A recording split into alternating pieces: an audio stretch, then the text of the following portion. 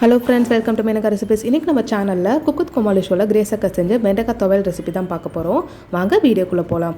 இதுக்கு பாத்தீங்கன்னா நான் ஒரு 7 10 வெண்டைக்காவை நல்லா வாஷ் பண்ணி எடுத்துர்க்கேன். இந்த மாதிரி நல்லா பெரிய பெரிய வெண்டைக்காய் எடுத்துக்கங்க. இப்போ நல்லா சின்ன சின்ன பீஸா கட் பண்ணி எடுத்துறலாம்.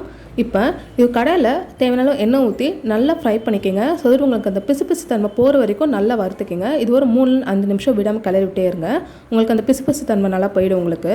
உங்களுக்கு வேணும்னா இன்னும் நல்லா ஆயில்ல டீப் ஃப்ரை கூட நீங்க பண்ணிக்கலாம். இப்போ நம்ம ஃப்ரை பண்ணியாச்சு இத தனியா பவுல்ல மாத்திரலாம். இப்போ அதே கடையில் கொஞ்சமாக நல்லெண்ணெய் விட்டுக்கிங்க. உங்களுக்கு காரத்துக்கு பச்சை மிளகாய் எடுத்துக்கலாம். நான் இங்கே காஞ்ச மிளகாய் தான் எடுத்துக்கிறேன். 2 நீட்ட மிளகாய் எடுத்துக்கிறேன். அப்புறம் ஒரு எலுமிச்சை சைஸ் புளி, 1 டீஸ்பூன் ஜீரகம் சேர்த்துக்கலாம், 2 பல் பூண்டு. எல்லாத்தையும் கொஞ்சம் ஒரு 2-3 நிமிஷம் சிம் ஹீட்டில் கிளறி விட்டுக்கலாம். ட்ரை ரோஸ்ட் பண்ணிக்கலாம். இப்போ இதை ஆறுனதுக்கப்புறம் நல்லா மிக்ஸி ஜாரில் போட்டு ஃபைன் பேஸ்ட்டை அரைச்சி எடுத்துக்கிங்க. கொஞ்சம் கரக்கரன்னு அரைச்சா போதும். நான் ஒரு 4-5 துண்டு தேங்காய் சேர்த்துக்கிறேன். உங்களுக்கு வேணும்னா தேங்காய் சேர்த்துக்கிங்க. அது கம்ப்ளீட்லி ஆப்ஷனல் தான். இதையும் நல்லா அரைச்சி எடுத்துக்கலாம். இப்போ இது கூட நம்ம வறுத்து வச்ச வெண்டைக்காயை நம்ம ஆட் பண்ணிடலாம். இப்போ இந்த துவையலுக்கு தேவையான நம்ம உப்பு கொஞ்சமாக சேர்த்துக்கலாம். நல்லா ஃபைன் பேஸ்ட்டாக அரைச்சதுக்கிங்க. இன்னும் நம்மளுக்கு அந்த பிசு தன்மை கண்டிப்பாக இருக்கும்.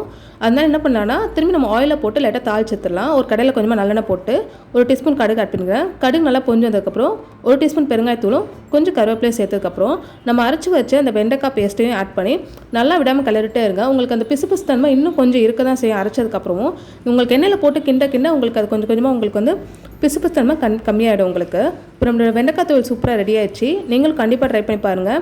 இட்லி, சப்பாத்தி, தோசைக்கு சூப்பரான சைட் டிஷ் வெண்டைக்காய் துவையல். நீங்களும் கண்டிப்பாக ட்ரை பண்ணி பார்த்து கமெண்ட் பண்ணுங்கள். மறக்காமல் இந்த சேனலை லைக் பண்ணுங்கள், சப்ஸ்கிரைப் பண்ணுங்கள். Bye friends.